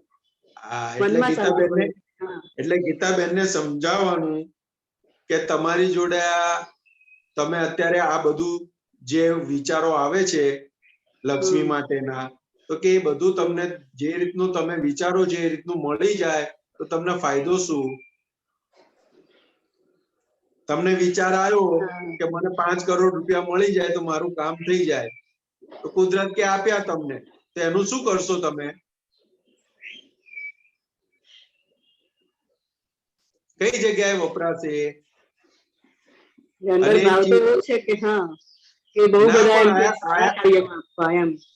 એ આવે એટલે પછી આજુબાજુ વાળા બધા સગા સંબંધીઓ આવે કે નહીં જોડે? આવે. શેની માટે આવે? પૈસા માટે. હા, લક્ષી માટે જ આવે. પછી એમની જોડે શું વ્યવહાર કરવો પડે? હા, એટલે સંબંધો પછી બગડતા જાય ને અંદર શું બોલે? ના અપાય. હા, અને બગડે બધું. અને ના આપો અને બગડે તો પછી બીજો પ્રશ્ન કરવાનો ગીતાબેન ને કે આ તમે ના આપ્યા, એમની જોડે બગાડ્યું, તો હવે આ પૈસા તમારી જોડે આવવાના કે જે બગાડ્યું એ જોડે આવવાનું? બગાડી એ જોડે આવવાનું. તો કે આવી રીતે એને સમજણ આપવી પડે. તો કે આ જે વસ્તુની વેલ્યુ છે ત્યાં તમે દ્રષ્ટિ નથી, અને જેની વેલ્યુ નથી એ બાજુ તમે એને બહુ મહત્વ આપી દીધું છે. હા, એટલે પણ આ એવું ખ્યાલ આવે છે કે કશો પ્રોબ્લેમ નથી છતાં બી વિચારો આયા જ કરતા હોય એમ. હા, એટલે વિચારો કેવું છે ગીતાબેન, તો કે પૂર્વે અણસમજણના આધારે જે અભિપ્રાયો અપાયેલા એના આધારે આજનું મન બનેલું છે. હા, એટલે કવિરાજ શું કહેતા હતા? તો કે મહાવીરને પણ મન બદલવું મુશ્કેલ. તો કે મન બદલવું મુશ્કેલ છે. કેમ? તો કે પરિણામ છે. પરિણામ તમે એક્ઝામ આપીને આવેલા છો, એનું રિઝલ્ટ આજે આવેલું છે. હવે રિઝલ્ટ નથી ગમતું તો તમે એક્ઝામ તમે આપતી વખતે અગડમ બગડમ કરી ત્યારે આ રિઝલ્ટ આવ્યું ને. હા, બરાબર. તો કે હવે એ બદલાવાનું નથી. તો શું થાય? તો કે દાદા ભગવાને એનો ઉપાય આપ્યો. તો કે એને જુઓ એટલે ખલાસ થતું જાય. હા, અને બહુ ફોર્સ હોય તો દાદા ભગવાન ઘણી વાર કહેતા હતા, બહુ ફોર્સ આવ્યો હોય ને તો કહેવાનું કે ભાઈ અત્યારે મારી જોડે સમય નથી, હું તને કહું ને એ ટાઈમે આવજો તો તમને અમે સારી રીતે સાંભળીશું. હા, એટલે બધા ઉપાયો આપ્યા છે દાદા ભગવાને એને ટેકલ કરવાનો, મનને ટેકલ કરવાનો. એટલે અમુક વખતે કેવું થાય ખબર છે, આમ વપરાય કેટલાય બધા કેટલો પૈસા વપરાતા હોય, પણ અમુક વસ્તુમાં એવી કરકસર કરે ને કે આમ એમ થાય કે શેના માટે આ બધું એમ. એટલે કેવું થાય કે દૂધની થેલી હોય ને તો ફેંકી દઉં આમ, પણ અંદરથી મન એવું બતાવતું હોય કે ના નથી ફેંકવું. હવે 6 મહિને 10 રૂપિયા આવતા હોય અને એ રાખવાની ક્યાં જરૂર છે, છતાં એ મનને એટલું સ્ટ્રોંગ કરવું પડે છે કે ના નથી જ રાખવાની. એટલે આવી નાની વસ્તુમાં આવું થઈ જતું હોય એમ. આમ મોટા પૈસા ઘણા વપરાતા હોય, એમને તો કેટલા એમને આપી દેતા હોય. એટલે આ પ્રકૃતિ છે, એને જાણવાની આપણે. હા, અને જેટલી જણાતી જશે ને એટલી ખલાસ થતી જશે. એને પકડી નથી રાખવાનું. આમ કરવું છે કે આમ કરવું છે પકડવા નથી જવાનું. શું બની રહ્યું છે એને જોવાનું છે. બરાબર. આપણે ક્રિયાને પકડીએ છીએ. હા, ખ્યાલ આવ્યો? એ ક્રિયાઓને પકડવા નથી જવાનું આપણે. હવે આપણને જે આ દ્રષ્ટિ પ્રાપ્ત થઈ છે એપ્લાય કરવાની છે. એમ પ્રકૃતિ એ ધોવાતી ખલાસ થતી જશે. આ તો આ દ્રષ્ટિ મળી એટલે પ્રકૃતિ ઓળખાય છે કે જો આ 6 મહિના દૂધની થેલી ભેગી કરીશું તારે આપીશું તારે 10 રૂપિયા આવશે. અને જોડે બુદ્ધિબેન એવું બતાવે કે અહીંયા ઘરની અંદર થોડો કઈ બહાર રહેવાનો છે, એક ખૂણામાં જ પડી રહે છે ને. ના પણ એવું થાય ને કે અંદર એમ કે કેટલી જીવાત ભેગી થાય, કઈ આપણે સાબુથી તો ધોતા ના હોઈએ, કેટલા જીવ મરી જતા હોય, એવું બી પાછું મન બતાવે. એટલે ભેગું કરવું નહીં, પણ છતાં બી મન નાખવા ના દે એમ. પણ નાખી દઉં, પણ નાખવા ના દે એમ. અવાજ નથી આવતો. અને ત્યાં નાખવી કે નથી નાખવી એની કિંમત નથી. ભગવાન શું કે છે તો કે એની પાછળ તમારો આશય શું કામ કરે છે એની કિંમત છે, ભાવ શું કામ કરે છે એની કિંમત છે. હવે આ વસ્તુ આપણને નડતર રૂપ હોય તો કે એ શક્તિ માંગીને એને ક્લિયર કરવાની. બરાબર. ભગવાને છે ને બહુ ક્લિયર વાત કરી દાદા ભગવાને કે વસ્તુ એ પરિગ્રહ નથી. શું કીધું? વસ્તુ એ પરિગ્રહ નથી. એ પરિગ્રહ નથી. વસ્તુની પાછળ જે મૂર્છા છે એને પરિગ્રહ. એટલે મૂર્છા છે એટલે એ સમજાવો થોડું. 10 વસ્તુ તમે લાયા એને પરિગ્રહ નથી કીધો, પણ એ વસ્તુની પાછળ તમારી ચોટ કેટલી છે, બેભાનપણું કેટલું છે એને પરિગ્રહ કીધો ભગવાન. પૈસા ઘરમાં આયા એ પરિગ્રહ નથી, પણ એની પાછળ તમારી મૂર્છા કેટલી છે, એની અંદર મન વચન કાયા કેટલી ઓતપ્રોત રહે છે, એને ભગવાને પરિગ્રહ કીધો. તો હવે આ મને સમજાવો કે હવે મેં આવો વિચાર કર્યો કે દૂધની થેલી રાખવી નથી અને મન બતાવે છે કે ના રાખવી છે અને હું ફેંકી દઉં છું, તો એમાં મૂર્છા કેવી રીતે એને જોવી એ સમજાવો થોડું. જો દૂધની થેલી રાખવી એટલે એની પાછળની મૂર્છા કહેવાય. એટલે એ મન બતાવે છે પણ અંદરથી તો હા, એટલે એટલે એની પાછળની મૂર્છા કામ કરે છે ત્યાં આગળ રાખવા પાછળ. ખ્યાલ આવ્યો? બરાબર. અને એ મન એ પ્રકૃતિને તોડી તમે નાખી દીધું એટલે મનની વિરુદ્ધ ગયા, પ્રકૃતિને તોડી તમે. અંદર જે લોભની ગાંઠ કામ કરતી હતી એને તોડી તમે. ઓકે, હા હા હા, બરાબર. ખ્યાલ આવ્યો? એટલે ભેગું શેના આધારે કરે છે? તો કે મૂર્છાના આધારે જ ભેગું કરે છે. હા, મૂર્છા ના હોય ને તો ભેગું ના કરે. બરાબર છે. હા, એટલે આવું નાનું નાનું બહુ બધું બનતું હોય એમ, મોટામાં ના હોય, નાનામાં જ વધારે ચિકાસ હોય. પણ દાદા ભગવાને બહુ સીધું ને સરળ આપણને કરી આપ્યું કે આટલું ઝીણું ઝીણું કાતવાની જરૂર નથી. હું શુદ્ધાત્મા છું. વિચાર કોને આવે છે? તો કે ફાઇલ નંબર 1 ને આવે છે. બસ આટલું છૂટું પાડી આપ્યું. પછી જે બની રહ્યું છે એ વ્યવસ્થિત શક્તિના આધીન બની રહ્યું છે, એમાં આપણી કોઈ મરજી નથી, એટલે પૂરું થઈ ગયું ત્યાં. ખ્યાલ આવ્યો? અને આના લીધે, આ ભેગું કરવાના લીધે કે એના લીધે ઘરના કોઈ વ્યક્તિઓને ઊંચું નીચું થાય છે? ઊંચું નીચું થતું હોય તો ત્યાં આપણી ભૂલ છે એટલું સમજી લેવાનું. ઘરમાં તો કોઈને ના હોય, મને હોય. ના ના, એ તો કે નહીં આમે, પણ અંદર બોલતા જ હોય કે આ જો ભેગું કર કર કરે છે, આ ભેગું કર કર કરે. આમાં બી એવું થયેલું. હમણાં 2 દિવસ પહેલાનું જ એક છે કે કેવું કે હસબન્ડ ને પેલું લાઈટ આખો દિવસ ને લાઈટ જયારે ઘરમાં હોય ને ત્યારે લાઈટ પંખા ચાલુ હોય અને પછી નીકળે ને એટલે બંધ ના કરે. એટલે મારાથી કહેવાય જાય કે તમે 6 ત્યાં સુધી વાપરો, પણ બહાર નીકળો છો તો પછી બંધ કરીને નીકળો એમ. તો એ એમના કશી અસર ના થાય. તો 2 દિવસે પછી પિતાએ ટ્રીક વાપરી. એટલે આ તો જસ્ટ પછી એવું શું કીધું કે ના ના, એટલે આ બધું બહુ સમય કીધું ને તો એમનામાં કઈ ફરક ના પડે.